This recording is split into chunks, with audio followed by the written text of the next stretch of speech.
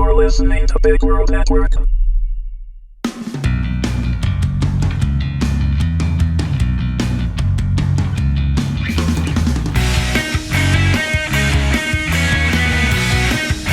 Just Kill Me, Season 5, Finale, Part 1. Written and read by Wendy Herman. Nothing to remove, I blurted out. What are you talking about? Ainsley shrank back at my tone, and I took a breath and smiled at her gently.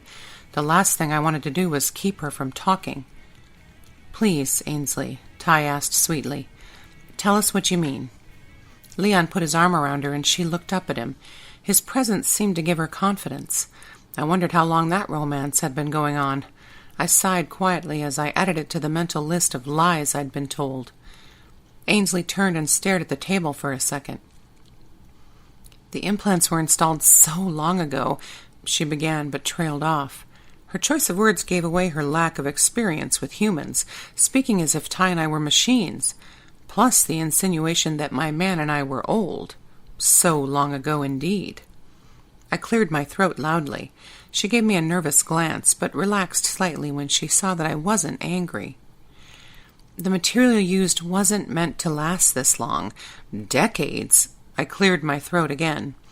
Ainsley swallowed before continuing, but didn't look my way. I believe the actual physical implants have long ago disintegrated. With the moisture, Ty snickered, and I gave him a stern glare. The word moist, or any derivation thereof, always made him giggle.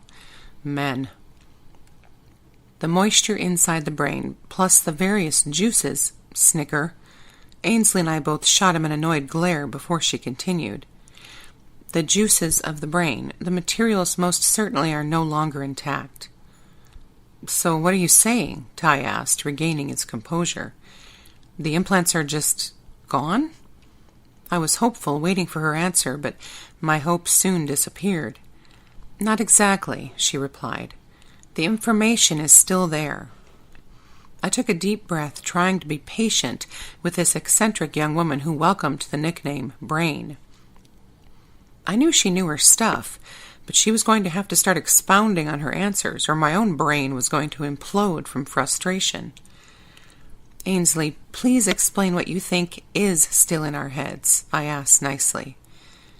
The digital information is still there, stored in your subconscious somewhere, most likely the long-term memory, since it was so long. I cleared my throat a third time and raised my eyebrows as high as they would go. I didn't mean that. She stammered. I reached across and touched her hand. She jerked but didn't pull away. It's all right, I said softly, chuckling. I'm just teasing you. She smiled at me and mumbled, You're amazing. What? I asked, unsure of what I'd heard. I certainly didn't feel amazing. In the past few weeks, you've discovered your husband isn't who you thought he was, and that he put a computer chip in your brain to turn you into the Terminator. And you still have a sense of humor. I just think that's amazing. Wow, that was a long sentence for her. I patted her hand. Well, if I didn't, I would have stepped in front of a bus by now. She smiled at me, showing her perfectly symmetrical teeth. She really was lovely.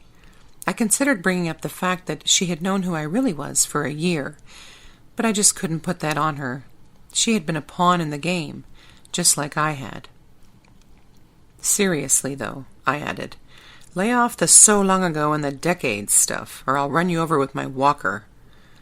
She stared at me for a second, and I got the feeling she was wishing people were as easy to read as computers. I let her off the hook before she popped a blood vessel or something, and broke into a giggle. She sighed with relief and gave me an awkward smile.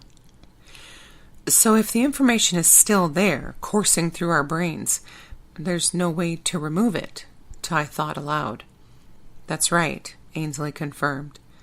My dad, who'd been standing like a statue at the foot of the table all this time, finally chimed in. What's going to happen to them? He demanded of Ainsley. Happen to them? If you can't get the information out of their heads, what's going to happen to them? Dad, I frowned at his tone, but he ignored me. Ainsley was flustered. I don't know. Can you take an educated guess? Ty urged. After all, if Brain said we were going to be okay, we would believe her. In my opinion, she started carefully, directing her response at me. You should be just fine. Ty exhaled loudly, as if he'd been holding his breath. Ainsley continued. Your brains have done a pretty good job of integrating the external information all these years. She stopped herself, glancing up at me. I smiled coyly. So far, she finished instead. Well, I don't know if I agree with that, I argued. What about the flashbacks and the eye thing? I asked, gesturing to my face like I was having a seizure. The flashbacks are actually why I believe the implants have been absorbed by your body. I think they're a positive sign that you're going to be just fine. And the ocular reaction is simply the result of adrenaline and other hormones. What do you mean? Ty asked. I could tell dumbing all this down was taking a lot of brain power. Ainsley sighed. Your brains are letting the information through to your conscious minds, which means whatever safeguards were put in the implants to prevent that are gone. It may take a while yet for the integration to solidify, but I'd say it's happening, and it should happen without you really noticing. She was so convincing, I instantly felt better. So, are we going to be able to remember everything from the year that was erased? Ty asked. Ainsley thought about this for a moment. There's just no way to know for sure. It's very difficult to completely erase something from a virtually healthy brain. It's like hitting the delete key on a computer. The information is almost always still in there, somewhere. I just want to hear that the information isn't going to hurt them, my dad said, eyeing sweet Ainsley as if she was a weather forecaster and he was blaming her for the weather. Leon, who'd been so quiet we'd all nearly forgotten he was there, suddenly joined the conversation. I think what Ainsley is saying, Jerry, he started, saying it with such authority it didn't sound like Leon at all, is that it's a bit like asking if they'll get hit by a bus tomorrow. Nothing but a crystal ball could give us the answer. We were all quiet, staring at Leon. Who are you? Ty broke the silence after a few seconds. Leon grinned. Man, I'm really sorry about all the deception. Thanks, Leon, or whoever you are. That makes it all okay. Sarcasm was an understatement. My name is Leon. Well, my middle name, anyway. I'm just a worker bee like you, Rip. Got paired up with your boy Trevor about 10 years ago for a fun little vacation to Russia. Russia? Trevor was in Russia 10 years ago? I asked. Leon opened his mouth, but I stopped him. Never mind. I don't want to know. I ran my fingers through my hair and looked at Ty with frustration. He put his hand on my back reassuringly. So what's your deal, Leon? You bureau? Ty asked, gently massaging my back. Nah, man, nobody holds my leash. I'm my own dog. Worked NCIS after I graduated from Stanford. My eyes tried to leap out of my skull. Got out when I realized I could keep doing what I was doing for a lot more money, if I didn't mind the dangerous stuff, which I didn't, until now. He gave Ainsley a shy look, and she caught it, blushing. What did you go to Stanford for? I had to know. This guy was a true enigma. Criminal justice and psychology. Did Trevor say anything about Talia and Lars? The question had been weighing on me ever since Leon and Ainsley had shown up at my door.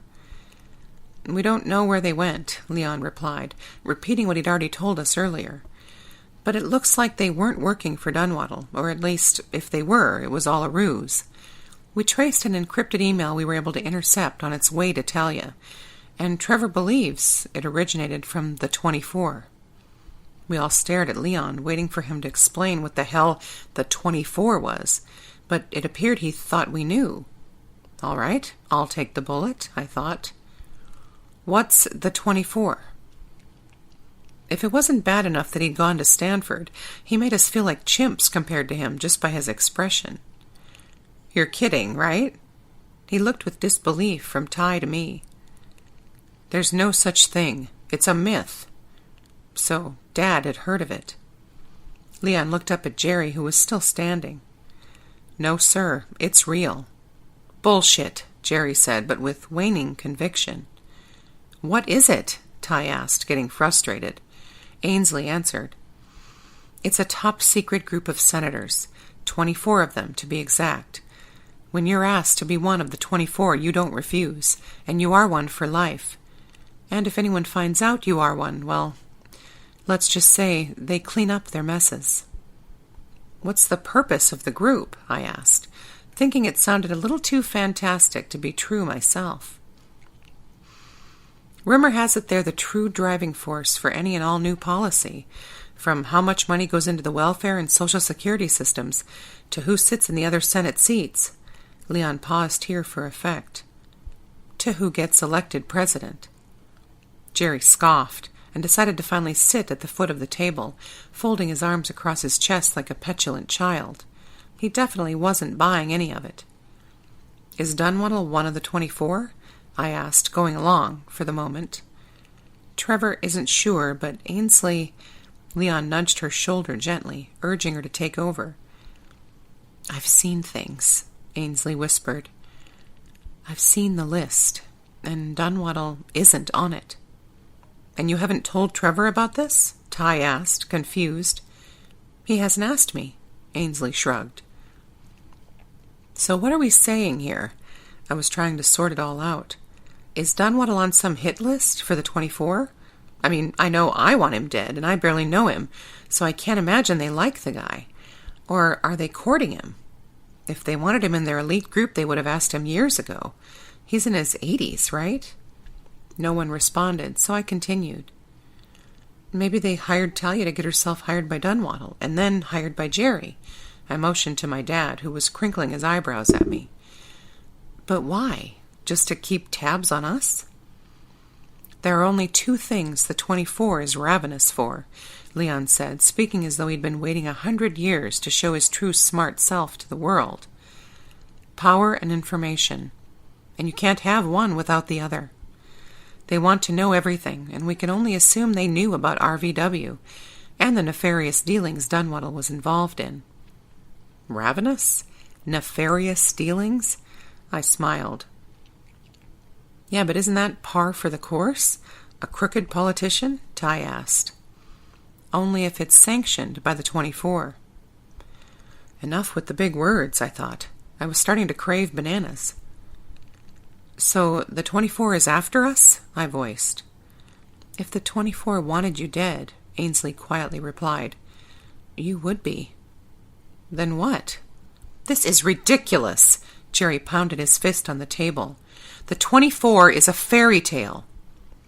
Dad, you do not... Leon touched my arm. It's all right. We'll go. He stood and pulled Ainsley's chair out for her, and she stood too. He gently guided her with a hand on her back to the kitchen. Ty and I followed, and at the back door, Leon turned to us. We'll keep in touch.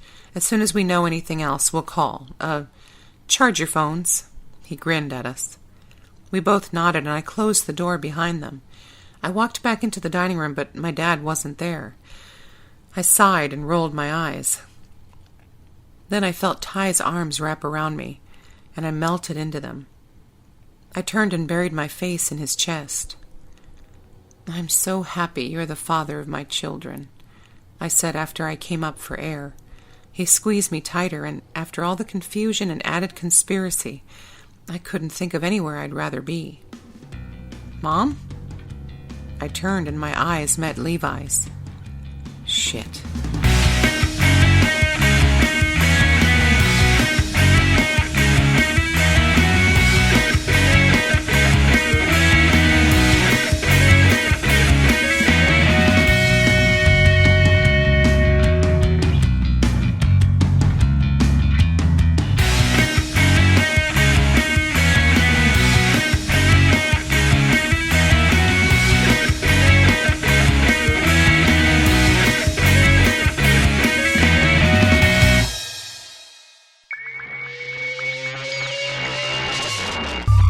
You're listening to Big World Network.